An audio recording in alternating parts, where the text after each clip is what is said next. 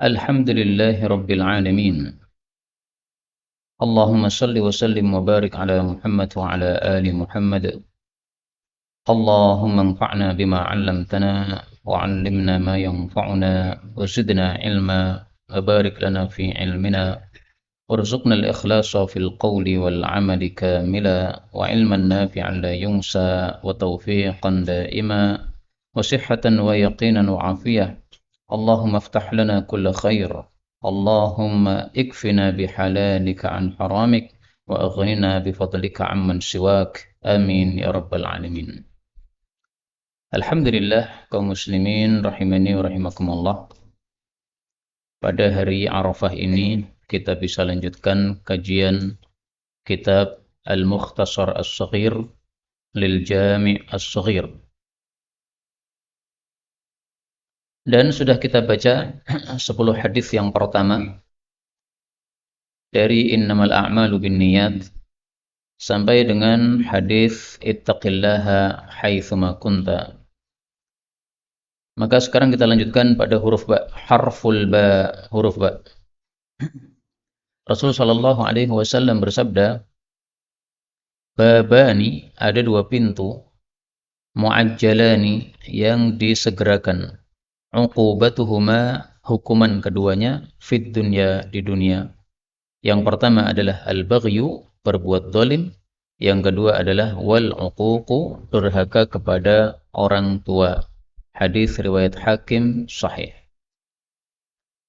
Hadis ini menunjukkan dua hal.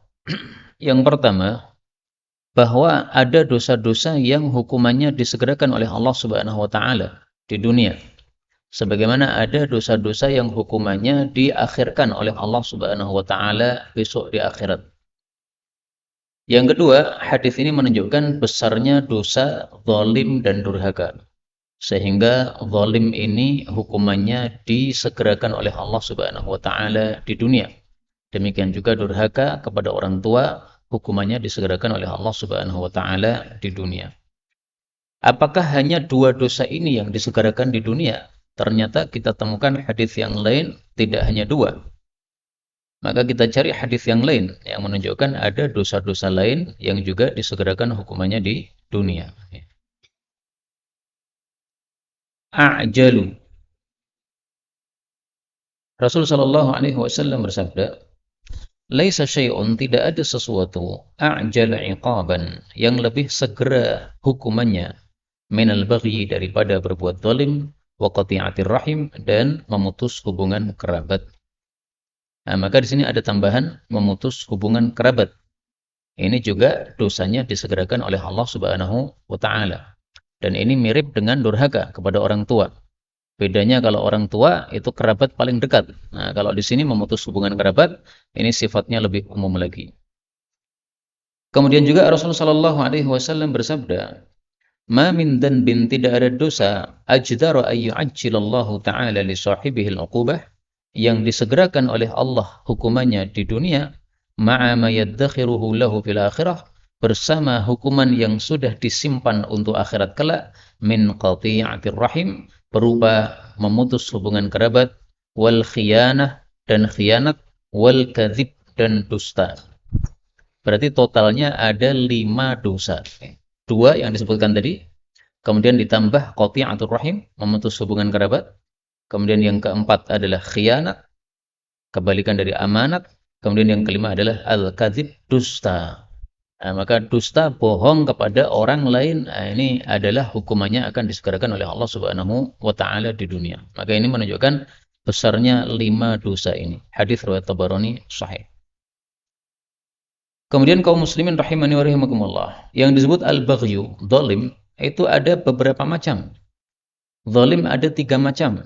Ada zalim kepada nyawa atau jiwa seseorang. Nyawa atau jasad seseorang, ya, seperti memukul, membunuh, dan sebagainya.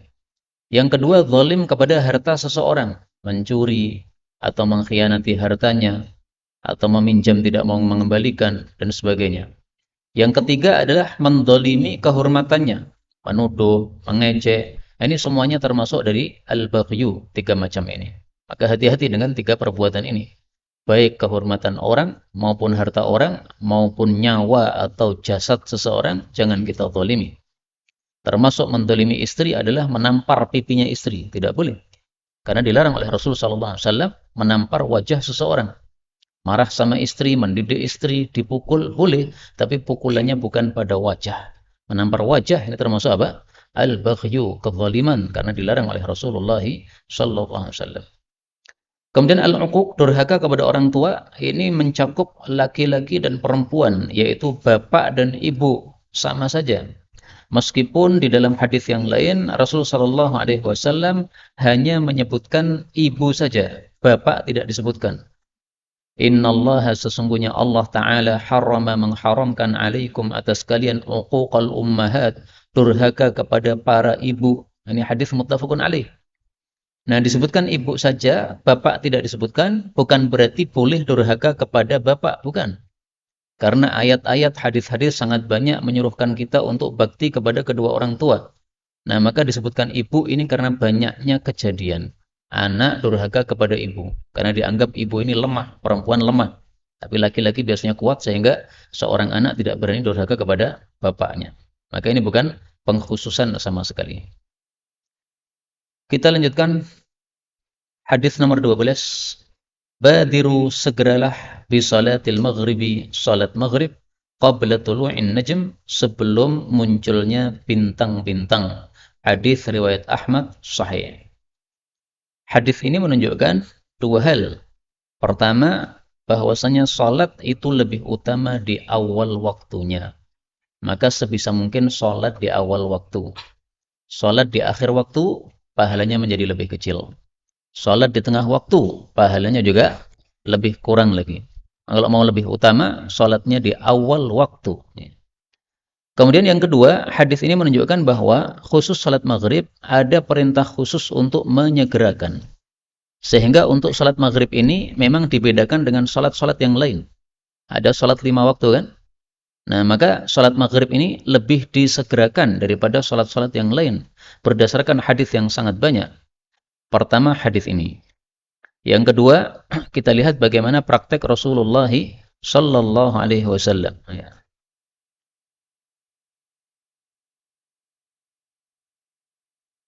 Di dalam hadis yang diriwayatkan oleh Al-Imam Al-Bukhari, dan beliau mengasih judul di sini bab waqtil maghrib, bab waktu salat maghrib. Dikatakan bahwasanya kanan nabiyyu, adalah Nabi Sallallahu Alaihi Wasallam, yusalli dhuhra bil hajirah, salat zuhur ketika siang hari. Wal ashra wasyamsu naqiyah, salat asar ketika matahari masih putih. Wal maghriba idza wajabat, dan salat maghrib ketika matahari sudah tenggelam. Nah, kata-kata ketika matahari sudah tenggelam ini adalah mubalaghah. Seolah-olah begitu matahari tenggelam langsung salat maghrib. Padahal itu tidak mungkin dilakukan. Karena prosesnya pasti salat tenggelam matahari, kemudian adzan maghrib dulu. Setelah adzan maghrib dulu, ada jeda antara adzan dengan iqamah. Setelah itu baru iqamah. Setelah itu baru salat maghrib. Nah, maka perkataan ini menurut para ulama menunjukkan mubalaghah. Wal maghriba idza wajabat. Salat maghrib dilakukan ketika matahari tenggelam. Seolah-olah begitu tenggelam langsung salat. Karena itu untuk salat maghrib hendaknya, ya, sunnahnya itu qomatnya lebih cepat daripada salat-salat yang lain. Misalkan salat-salat yang lain kita kasih waktu 15 menit misalnya. Sebagian masjid kan ada jadwal qomatnya itu kan. Sudah ada jam yang beralarm. Nah, begitu 15 menit dari adzan sudah langsung dikumandangkan qomat. Maka untuk maghrib tidak sepantasnya disamakan dengan salat-salat yang lain. Kasih 10 menit atau 5 menit. Yang saya lihat kiai yang menghidupkan sunnah ini mempercepat adzan maghrib, qomat maghrib. Ini satu adalah Ustaz Mudzakir hafizahullah ta'ala. Antara adzan dan qomatnya itu seperti enggak ada jeda. Ya ada jeda tapi sebentar. Seringkali saya sholat 2 rakaat, belum selesai beliau sudah datang qomat. Kenapa? Karena memang sunnahnya maghrib itu disegerakan. Yang kedua lagi adalah Syekh Balfaqih di Jawa Timur, di Malang. Beliau punya pesantren di sana, terkenal sebagai ahli hadis di sana. Nah, beliau karena ahli hadis mungkin, sehingga beliau mengamalkan hadis-hadis Nabi SAW tentang menyegerakan salat maghrib ini. Demikian juga hadis yang lain, kita temukan sabda Nabi SAW, Fadilah kenapa kita menyegerakan salat maghrib. Beliau katakan, la tazalu ummati 'alal fitrah. Senantiasa umatku di atas fitrah, maksudnya di atas sunnah. Ma lam yuakhirul maghriba, kalau tidak mengakhirkan salat maghrib, ila ishtibakin nujum, sampai bermunculannya bintang-bintang. Hadis riwayat Abu Dawud. Nah, maka senantiasa mempercepat qomat maghrib itu berarti di dalam sunnah. Kalau selalu mengundur-undur qomat maghrib, maka itu termasuk meninggalkan fitrah atau sunnah Rasulullah sallallahu alaihi wasallam. Kemudian kita lanjutkan hadis 13.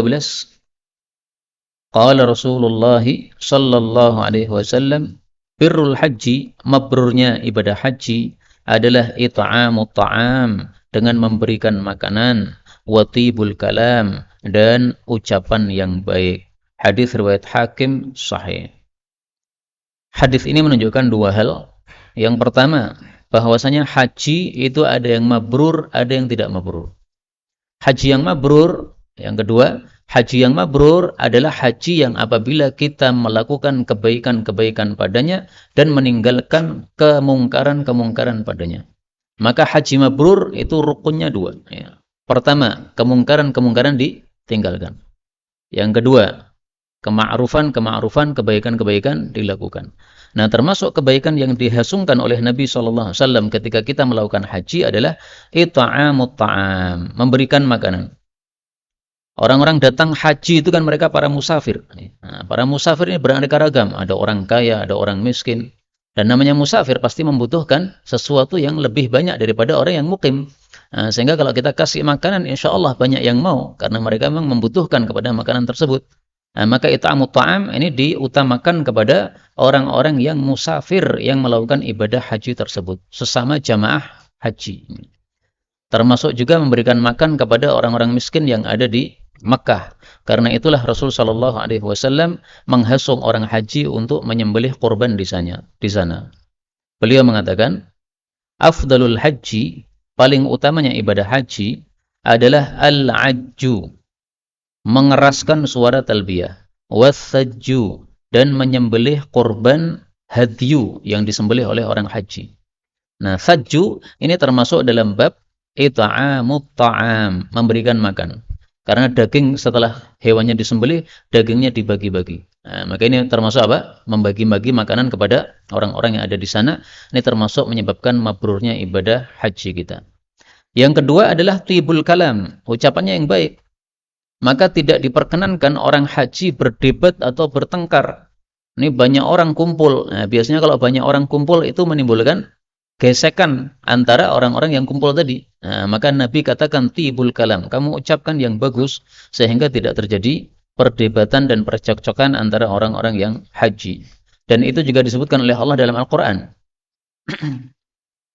Fala rafatha wala fusuqa wala jidala fil hajj. Surat Al-Baqarah ayat 197. Al-hajju ashhurum ma'lumat. Haji itu dilakukan pada bulan-bulan yang sudah diketahui. Maksudnya 3 bulan. Syawal, Dzulqa'dah, sama 10 dari awal Dzulhijjah. Faman farada fihinal hajja, maka barang siapa yang wajib haji baginya, fala rafatha, tidak boleh rafath, yaitu melakukan mengucapkan perkataan yang mesum.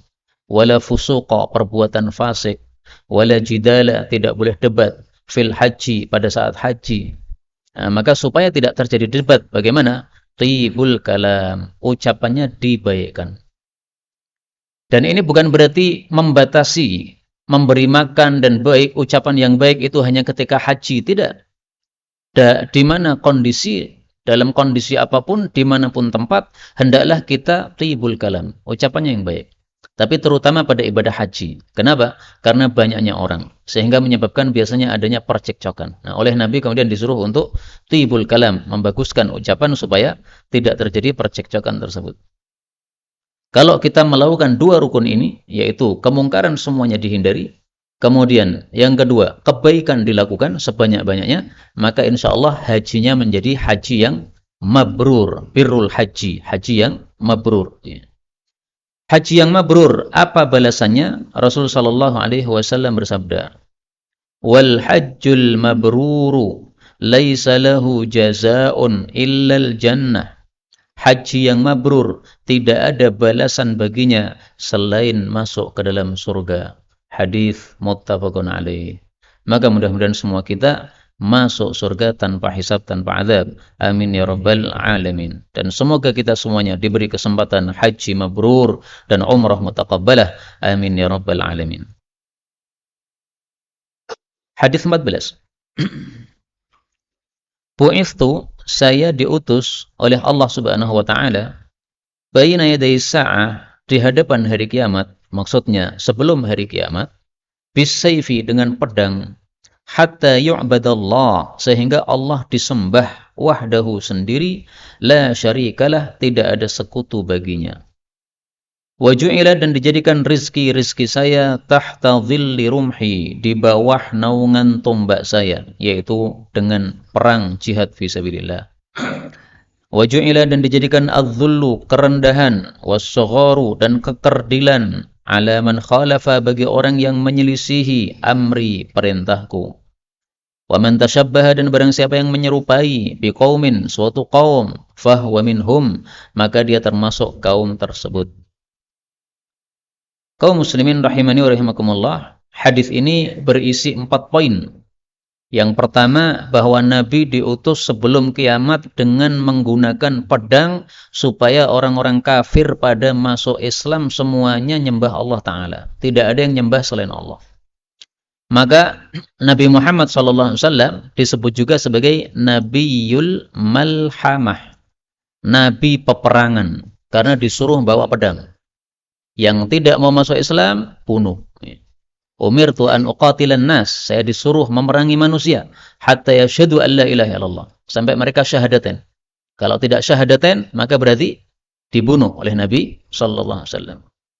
Bagaimana dengan hadis yang mengatakan bahwa Nabi Muhammad sallallahu alaihi wasallam adalah Nabiyyur Rahmah, nabi yang penuh rahmat? Apakah bertentangan dengan Nabiyul Malhamah, nabi peperangan? Nah, kita lihat dulu hadisnya. Ana Muhammad, saya adalah Muhammad, wa Ahmad, dan saya namanya juga Ahmad, wal Muqaffa, dan nabi yang terakhir, wal Hashir, dan nabi yang mengumpulkan, wa Nabiyyut Taubah, dan nabi taubat, wa Nabiyyur Rahmah, dan nabi yang rahmat. Ini hadis riwayat Muslim, kemudian ditambahkan oleh Imam Tabarani, wa Nabiyyul Malhamah, dan nabi peperangan. Nah, ini bukan sesuatu yang bertentangan, karena hadisnya sama-sama sahih. Jadi Rasulullah diutus bawa pedang untuk perang melawan orang-orang kafir, tetapi tetap disebut Nabi Rahmat. Karena pedangnya ini pedang yang membawa rahmat. Dengan sebab mereka diperangi, akhirnya mereka terpaksa masuk Islam. Kalau sudah masuk Islam, maka masuk surga. Nah, rahmatnya di situ. Maka sebagian orang mengatakan Islam itu agama rahmatan lil alamin, tidak mengajarkan pedang. Itu perkataan batil sama sekali.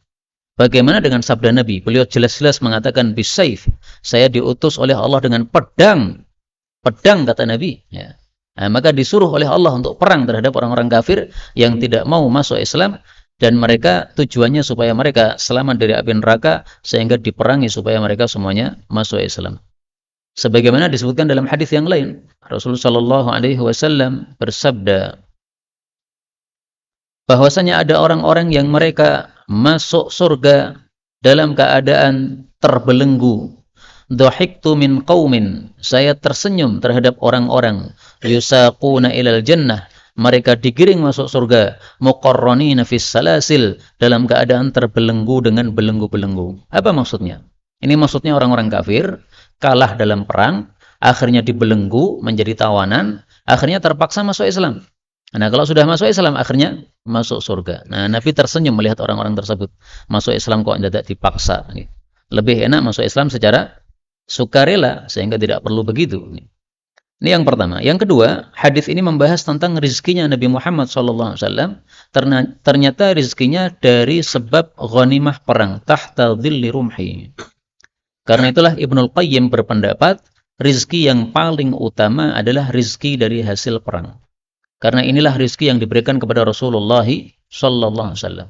Kalau ada rizki yang lebih baik daripada rizki perang, pasti itulah yang diberikan kepada Nabi Muhammad sallallahu alaihi wasallam.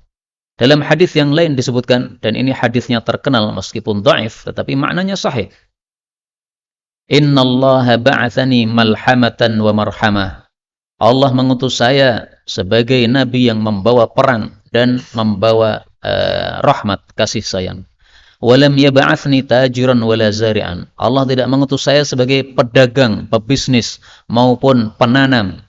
Nah, jadi nabi rizkinya bukan dari bisnis, bukan dari menanam, tapi rezekinya dari pedang, dari perang melawan orang-orang kafir, sehingga mereka yang kalah maka ghanimahnya diambil oleh Rasulullah sallallahu alaihi wasallam.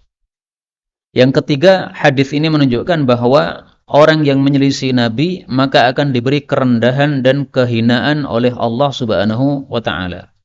Karena itu, supaya kita tidak mendapatkan kerendahan dan kehinaan, mari kita pelajari sunnah-sunnah Rasul untuk diamalkan, dan sehingga kita termasuk orang-orang yang mendapatkan rahmat dari Allah Subhanahu wa taala. Dalam ayat Quran, Allah menyebutkan hal yang serupa. Allah mengatakan, "Falyahdharil ladzina yukhalifuna an amri." Surat An-Nur ayat 63. Maka hendaklah waspada orang-orang yang menyelisih perintah Nabi SAW, antusibahum fitnah, kalau mereka tertimpa fitnah, au yusibahum adzabun alim, atau mereka dikirimi oleh Allah siksaan yang menyakitkan. Maka orang-orang yang menyelisih sunnah Nabi itu akan dikirimi oleh Allah Subhanahu wa taala siksa dan kerendahan. Ibnu Abbas pernah marah kepada seseorang karena dia sampaikan hadis Nabi, malah orang itu mengatakan Abu Bakar dan Umar berpendapat tidak begitu. Nah, maka Ibnu Abbas marah. Beliau mengatakan, nyaris akan turun hujan batu dari langit gara-gara saya sampaikan hadis Nabi, malah kalian mengatakan perkataan Sayyidina Abu Bakar dan Umar. Maka tidak boleh kita lawan sabda Nabi dengan pendapat para ulama atau pendapat Abu Bakar, Umar maupun yang lain-lainnya. Kemudian yang keempat, hadis ini membahas tentang tidak bolehnya menyerupai suatu kaum, menyerupai adat orang-orang kafir, tidak boleh. Maka kalau ada suatu adat khusus bagi orang-orang kafir, tidak boleh kita ikut-ikutan padanya. Misalnya mereka punya perayaan Natal, nah, kemudian kita ikut-ikutan merayakan, ikut-ikutan mengatakan selamat Natal, ini tidak boleh. Ini sudah masuk dalam kategori tasyabbaha biqaumin fahuwa minhu. Termasuk dalam bab ini juga adalah dilarangnya kita memakai baju-baju yang merupakan khasnya orang-orang kafir. Rasul Shallallahu Alaihi Wasallam melihat seseorang laki-laki pakai baju warna merah, maka beliau mengatakan, Inna hadhihi, sesungguhnya baju merah ini, min thiyabil kufar, termasuk bajunya orang-orang kafir. Fala talbasuha, maka kamu jangan memakai baju merah tersebut. Ya'nil mu'asfar, yaitu baju mu'asfar yang dicelup dengan usfur menjadi merah warnanya. Tapi ini maksudnya merah yang khas orang-orang kafir. Kalau merahnya merah yang bukan khas orang-orang kafir, tidak ada masalah. Nah, saya nggak ngerti apakah masa sekarang ini ada merah khas orang kafir ataukah tidak. Atau merah khas orang-orang yang jelek, merah khas orang-orang yang tidak sholat. Nah, nggak boleh kita ikut-ikutan. Kalau merahnya umum, semua orang pakai, nggak ada masalah. Kita lanjutkan hadis 15. Balillahu, bahkan Allah itu yukhfidu, menurunkan, maksudnya menurunkan harga. Wa yarfa'u, dan meninggikan, maksudnya meninggikan harga. Wa inni, dan sesungguhnya saya, la arju, sungguh saya berharap, an alqallaha, bahwasanya saya berjumpa dengan Allah, wa laysa li ahadin, dan tidak ada bagi seorang pun, indi, pada saya, madzlimatun, kezaliman yang dituntut dari saya. Lamnya di kasrah bukan di fathah. Ya. Hadis riwayat Abu Dawud sahih. Hadis ini berkaitan dengan masalah yang disebut oleh para ulama dengan istilah tas'ir. Tas'ir itu menetapkan harga. Rasulullah didatangi oleh orang-orang Madinah, mereka mengatakan, "Ya Rasulullah, ini barang-barang harganya pada naik ini. Beras naik, biasanya murah, sekarang pada naik semuanya, telur naik. Gimana ini? Fasa'ir lana, maka tolong tetapkan harga untuk kami." Nah, maka Rasulullah SAW katakan, balillahu yukhfidu wa yarfa'. Yang menyebabkan harga rendah, harga naik itu Allah. Maksudnya itu haknya Allah Subhanahu wa taala. Saya tidak berhak untuk tas'ir, untuk menetapkan harga seperti itu. Karena kalau misalnya harga padi saya turunkan, nanti kasihan para petani yang terzalimi. Semestinya mendapatkan harta yang lebih banyak, tapi karena ditetapkan harga yang murah, maka menyebabkan mereka tidak mendapatkan hasil yang banyak. Nah, maka beliau mengatakan, saya berharap nanti saya jumpa dengan Allah di akhirat, tidak ada seorang pun yang menuntut kezaliman kepada saya. Artinya beliau khawatir kalau menetapkan harga, zalim kepada orang-orang yang menjual barang-barang tersebut, terutama para petani pada zaman dahulu. Karena itu di dalam Islam tas'ir tidak diperbolehkan kecuali kalau memang maslahat umum menentukan hal tersebut. Jadi kalau ada maslahat umumnya untuk tas'ir, untuk menetapkan harga, maka pemerintah boleh menetapkan harga. Misalnya mungkin yang kita lihat sekarang, misalnya bensin itu di mana-mana harganya sama. Kok bisa begitu? Nah, itu karena ada tas'ir, ada penetapan harga. Seandainya tidak ditetapkan harga, mungkin bensin juga bisa sangat mahal sekali di sebagian tempat mungkin. Nah, maka ditetapkan tas'ir supaya tidak terjadi hal tersebut. Maka ini diperbolehkan. Tapi hukum asalnya tas'ir, tidak boleh bagi pemerintah untuk menetapkan harga atau melakukan tas'ir tersebut berdasarkan hadis ini. Hadis 16, bainal alim, di antara orang yang ahli ilmu, wal abid, dan orang yang ahli ibadah, sab'una darajah, ada 70 derajat. Hadis ini derajatnya dhaif. Maka ditulis sendiri dot, singkatan dari dhaif. Maksud hadis ini adalah antara orang yang berilmu, ahli ilmu, dengan orang yang ahli ibadah, itu lebih tinggi ahli ilmu sampai 70 derajat. Dan kata-kata 70 biasanya dalam bahasa Arab untuk menunjukkan banyak, tidak untuk membatasi. Jadi tidak harus betul-betul 70 derajat, tapi maksudnya sangat tinggi sekali derajatnya. Hadis ini meskipun dhaif, tapi kita temukan hadis yang semakna dengannya. Mari kita lihat hadisnya. Rasul bersabda, fadlul alim, fadilahnya orang yang berilmu, alal abid, bagi orang yang ahli ibadah, kafadli, seperti kelebihan saya, ala adnakum, terhadap orang yang paling rendah di antara kalian. Jadi Rasulullah dibandingkan dengan sahabat Nabi yang paling rendah. Nah, derajatnya berapa? Nah, itulah perumpamaan antara ahli ilmu dengan ahli ibadah. Hadis ini riwayat Tirmidzi dan derajatnya sahih. Kenapa ahli ilmu derajatnya lebih tinggi daripada ahli ibadah? Para ulama mengatakan al-khairul muta'addi muqaddamun 'alal khairil qasir. Kebaikan yang sifatnya menyebar itu lebih diutamakan daripada kebaikan yang sifatnya untuk diri sendiri. Ibadah itu untuk diri sendiri. Puasa misalnya untuk diri sendiri. Salat tahajud misalnya untuk diri sendiri. Baca Quran misalnya untuk diri sendiri. Tetapi untuk ilmu, ini manfaatnya lebih banyak. Para ulama itu pasti jadi rujukan kita. Kalau kita ada masalah besar, rujuknya kepada ulama. Nah, ulama kasih fatwa. Fatwa ini bermanfaat untuk seluruh masyarakat, sehingga manfaatnya lebih banyak. Maka begitu satu fatwa dimunculkan oleh ulama, sehingga urusan masyarakat jadi beres, jadi selesai, maka pahala sebanyak masyarakat yang mendapatkan manfaat tadi mengalir kepada orang yang berilmu yang memberikan fatwa tersebut. Sebagaimana sabda Nabi SAW, man dalla ala khairin falahu mithlu ajri fa'ilih. Barang siapa yang menunjukkan kepada suatu kebaikan, maka dia mendapatkan semisal pahala orang-orang yang melakukannya. Hadis riwayat Muslim. Karena itu, makna umum dari hadis ini tidak salah, bahwasanya orang yang ahli ilmu lebih tinggi derajatnya daripada ahli ibadah. Karena itu di awal buku ini sudah saya sampaikan, dalam buku ini tidak semua hadisnya sahih, tetapi rata-rata hadis yang dhaif maknanya sahih. Ini termasuk hadis yang dhaif yang maknanya sahih, yaitu bahwasanya orang ahli ilmu lebih utama daripada ahli ibadah. Yang kedua, kenapa ahli ilmu lebih utama daripada ahli ibadah? Karena segala sesuatu itu butuh kepada ilmu. Ibadah butuh kepada ilmu. Sehingga orang yang ahli ibadah butuh kepada ahli ilmu. Tapi ahli ilmu tidak butuh kepada ahli ibadah, karena dia sudah tercukupi dengan ilmunya tersebut. Tentu saja yang dimaksud ahli ilmu di sini adalah orang yang berilmu dan mengamalkan ilmunya. Karena kalau punya ilmu tetapi tidak diamalkan ilmunya, itu bukan disebut sebagai ulama. Ulama adalah sebagaimana didefinisikan oleh Allah Subhanahu wa taala dalam Al-Qur'an, "Innama yakhsyallaha min ibadihil ulama." Surat Fatir ayat 28. Tiada lain yang takut kepada Allah dari kalangan hamba-hambanya adalah para ulama-ulama. Maka berdasarkan ayat ini, Ibnu Abbas mengatakan, "Man yakhsyallah fahuwa alim."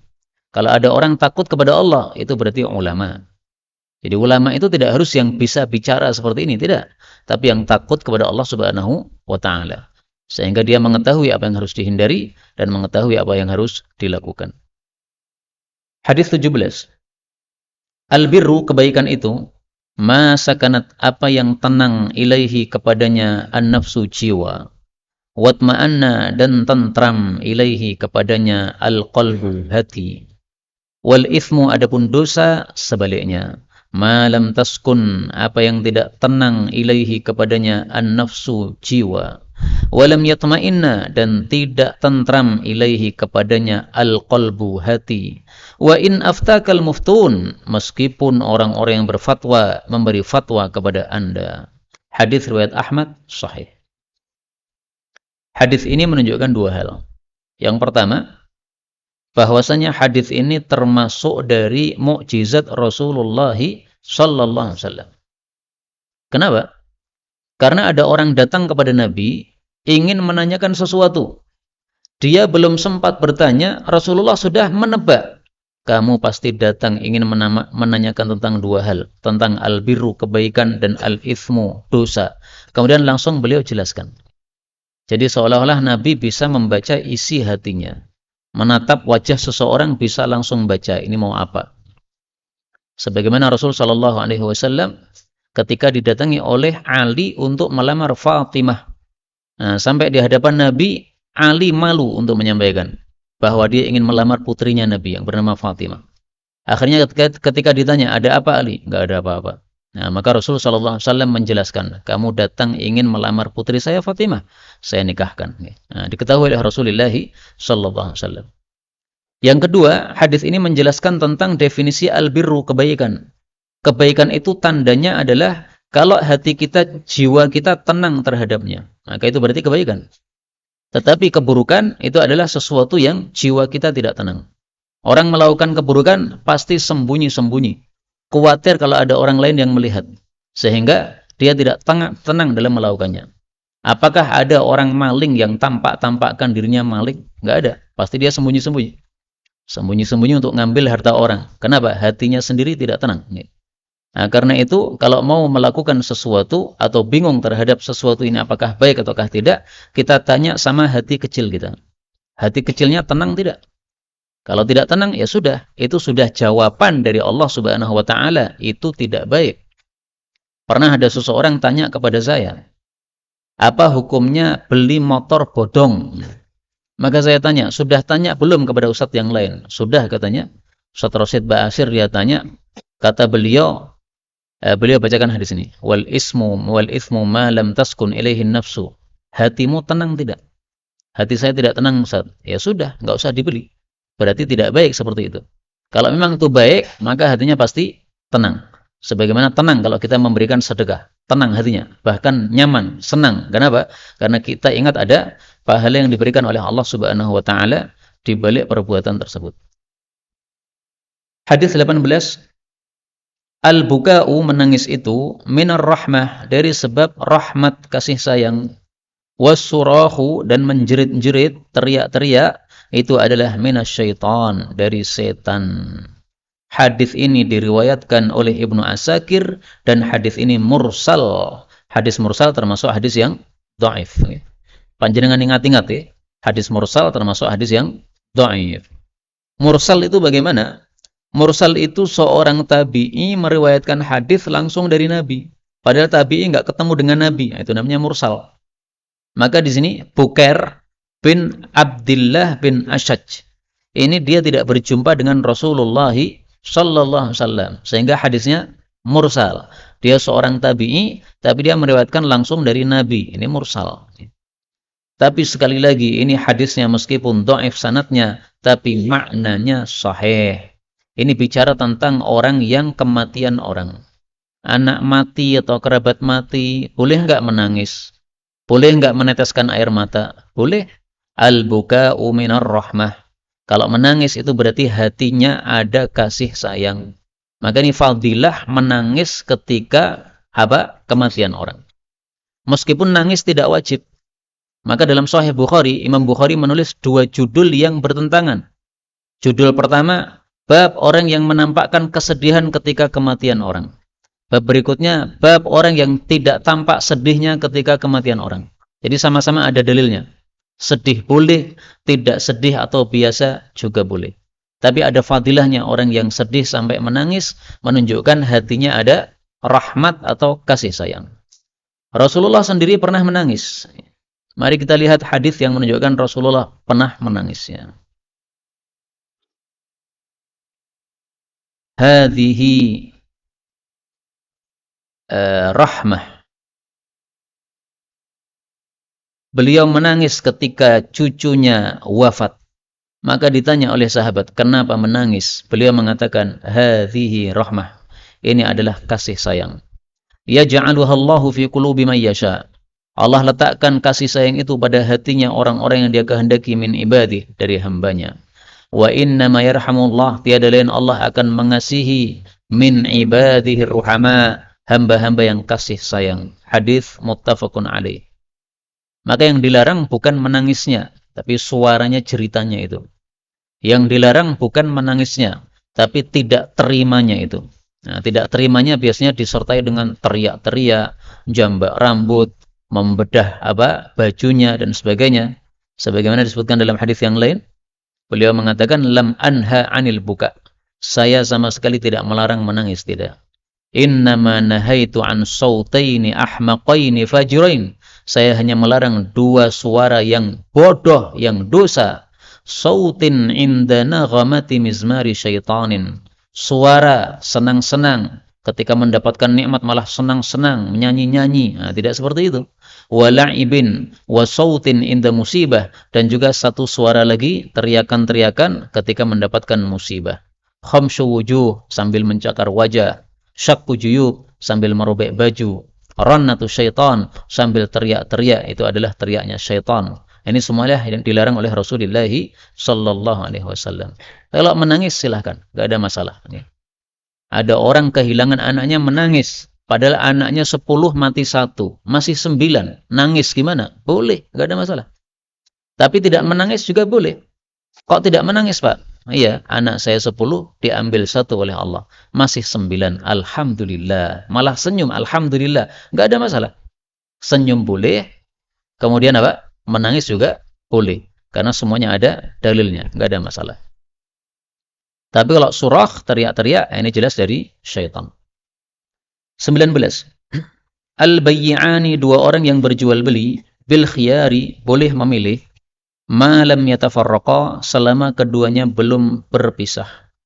Fa in sadaqa, kalau keduanya jujur, wa bayyana, dan menjelaskan, yaitu kalau ada cacat, burika lahuma, diberkahi untuk keduanya, fi bai'ihima, pada jual beli keduanya. Wa in katama, kalau keduanya menyembunyikan, yaitu cacatnya, wa kadzaba, dan keduanya dusta, muhiqat, dihancurkan, barakatu bai'ihima, berkah dari jual beli keduanya. Hadis muttafaqun alaih. Hadis ini bicara 2 hal. Yang pertama, hak khiyar. Khiyar itu artinya memilih. Memilih itu maksudnya memilih untuk lanjut atau batal. Penjual boleh lanjut menjual atau membatalkan penjualan. Pembeli boleh lanjut membeli atau membatalkan pembelian. Enggak ada masalah. Selama belum pisah. Tapi kalau sudah pisah, enggak boleh. Meskipun uang sudah dibayarkan. Tapi kalau belum pisah, masih boleh membatalkan.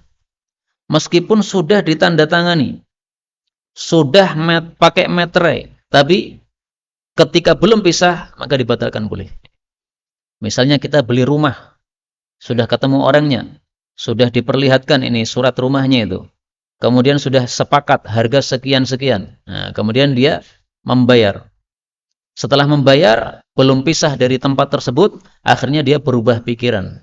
Saya ingat ada rumah yang lebih murah. Lupa tadi bahwasanya ada yang lebih murah. Akhirnya kita batalkan, nggak ada masalah. Meskipun lebih bagus untuk tidak dibatalkan.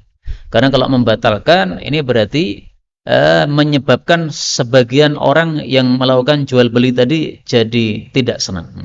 Sudah dapat duit, dibatalkan, nggak senang. Tetapi ketika dia mau menerima hal tersebut, itu juga satu keutamaan. Orang yang menerima pembatalan jual beli mendapatkan fadilah khusus dari Allah Subhanahu wa taala. Dalam hadis yang sahih Rasulullah mengatakan, "Man aqala musliman."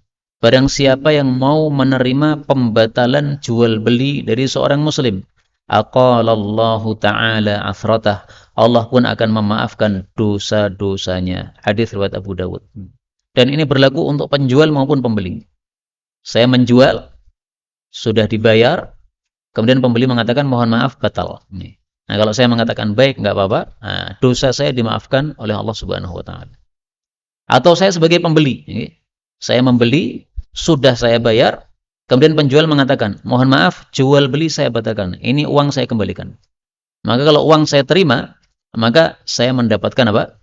Diampuni dosa-dosa saya oleh Allah Subhanahu wa taala. Maka ada fadilahnya orang menerima pembatalan jual beli ini. Kemudian kata-kata yatafarraqa, berpisah, ini maksudnya berpisah tempatnya. Jadi di mana akadnya? Kalau di rumah, berarti pisah sudah keluar rumah. Itu sudah bisa. Kalau di toko, berarti sudah keluar toko. Itu sudah bisa. Sebagian ulama mengatakan pisahnya adalah pisah ucapan. Kalau sudah saling diam, berarti sudah pisah.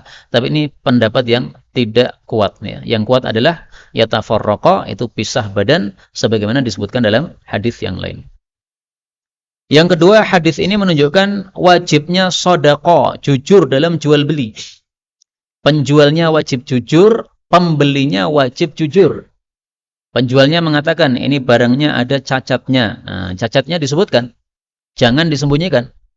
Terutama kalau pembeli tanya, Pak, ini cacatnya apa? Nah, jangan disembunyikan sama sekali. Harus ditampakkan. Ini ada kelemahannya. Misalnya beli motor second. Nah, kelemahannya apa? Cacatnya apa? Wajib ditampakkan. Itulah yang dimaksud dalam hadis ini dengan istilah bayyana, dijelaskan, itu cacatnya dijelaskan. Maka kalau jujur dan menjelaskan cacat akan diberkahi oleh Allah Subhanahu wa taala. Tapi kalau menyembunyikan, maka berkahnya akan dihancurkan oleh Allah Subhanahu wa taala. Dalam hadis ini Nabi katakan katama, dua-duanya menyembunyikan, kadzaba, dua-duanya dusta. Jadi kalau dua-duanya jujur, jelas berkah. Dua-duanya dusta, jelas berkahnya hilang. Sekarang pertanyaannya, kalau salah satunya yang jujur, penjualnya jujur, pembelinya tidak jujur, atau sebaliknya, pembelinya jujur, penjualnya tidak jujur, apakah berkahnya juga hilang ataukah tidak? Nah, di sini terjadi khilaf atau perselisihan pendapat di antara para ulama. Dulu saya mengikuti pendapat yang mengatakan berkah tidak hilang karena satu orang ini jujur sehingga yang jujur tidak kehilangan berkah. Tapi setelah saya mengalami sendiri, membeli sesuatu dan penjualnya tidak jujur, maka saya sekarang mengikuti pendapat yang kedua. Bahwasanya berkah dicabut dari dua-duanya. Kenapa berkah dicabut dari dua-duanya? Karena ini orang jual beli dengan orang yang tidak jujur. Berarti berteman dengan orang yang tidak jujur. Berteman dengan orang yang tidak baik, itu di dalam Islam tidak diperintahkan, tidak disyariatkan. Kita disuruh untuk menjauh. Sehingga kalau sudah ketanggor sama orang, dia penjual tetapi tidak jujur, atau pembeli tetapi tidak jujur, maka jangan beli lagi atau jangan jual lagi kepada orang tersebut. Kalau sudah apa? Terbukti tidak jujur. Karena kadang-kadang bukan tidak jujur, tapi memang dia tidak tahu sama sekali. Pernah teman saya cerita dia beli mobil, mobilnya tidak berasap ketika dilihat.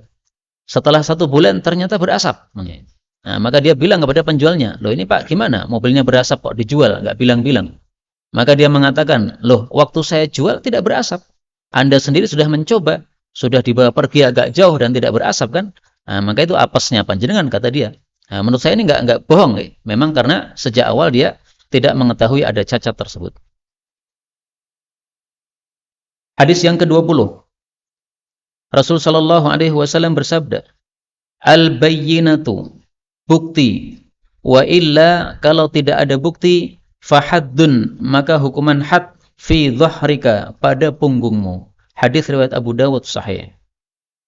Hadis ini menunjukkan dua hal.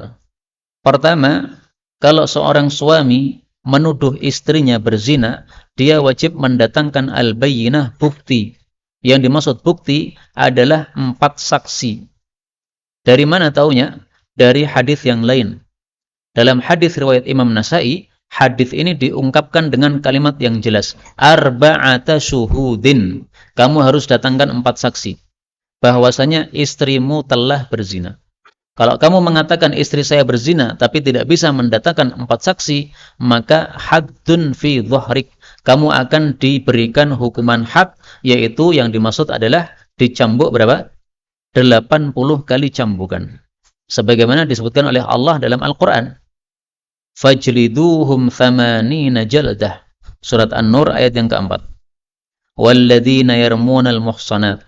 Orang-orang yang menuduh berzina kepada wanita-wanita yang baik dan tidak mampu mendatangkan 4 saksi, fajriduhum thamanina jaldah, maka pukullah 80 kali cambukan. Wala taqbalu minhum syahadatan abada, jangan terima persaksiannya selama-lamanya. Wa ulaika humul fasikun, dan mereka adalah orang-orang yang fasik. Nah, maka yang dimaksud haddun di sini, hukuman had adalah 80 kali cambukan.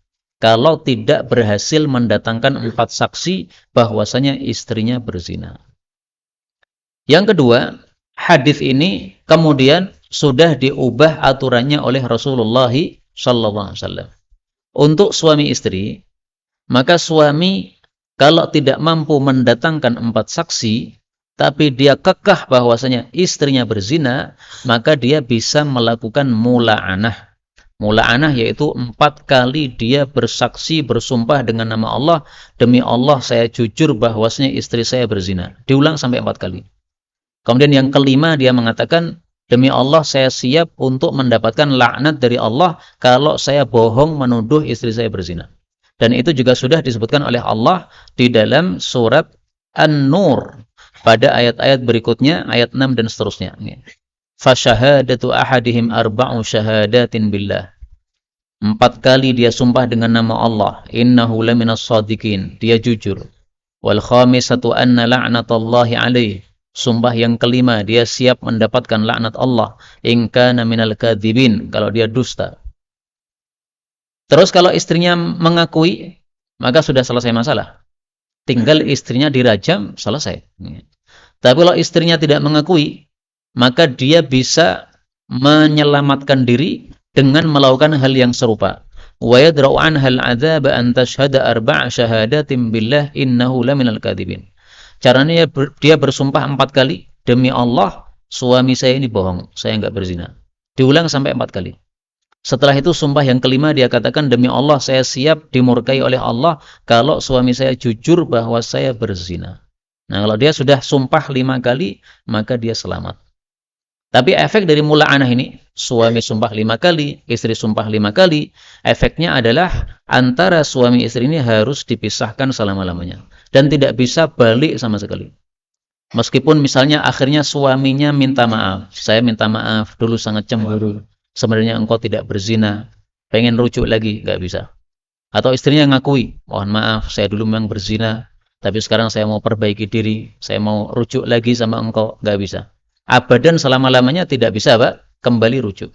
Kemudian juga, kalau hamil si perempuan ini, maka anaknya tidak boleh dinisbatkan kepada mantan suaminya. Bin kepada ibunya. Kenapa? Karena itu efek dari mula'anah tadi. Efek dari mula'anah, anak yang lahir tidak boleh dinisbatkan kepada bapaknya. Kemudian yang kedua, hadis ini menunjukkan bahwa memukul hukuman had itu dipukulkan fi dhahrik, pada punggungnya. Jadi enggak dipukul kepalanya. Enggak dipukul perutnya. Tapi yang dipukul belakangnya, punggung. Dan pukulnya jangan begitu dahsyat sampai mematikan, tidak. Karena tujuannya untuk membuat kapok orang ini dari melakukan perbuatan maksiat tersebut. Nah, maka dalam kitab-kitab fikih itu dijelaskan bagaimana cara memukul orang yang dihukum dengan hukuman had. Naiknya tidak terlalu tinggi, tapi juga tidak terlalu rendah. Karena kalau terlalu rendah maka pukulannya tidak kuat. Nah, tapi sedang-sedang antara keduanya. Inilah kaum muslimin rahimani wa rahimakumullah, beberapa hadis yang dapat kita pelajari dari kitab ini. Sudah 10 hadis kita pelajari, benarnya dari Allah Ta'ala. Kalaupun ada salahnya, fa astaghfirullahal azim li wa lakum, walhamdulillahi rabbil alamin. Dan saya mengingatkan kepada semuanya, termasuk saya pribadi, bahwa besok adalah hari Arafah.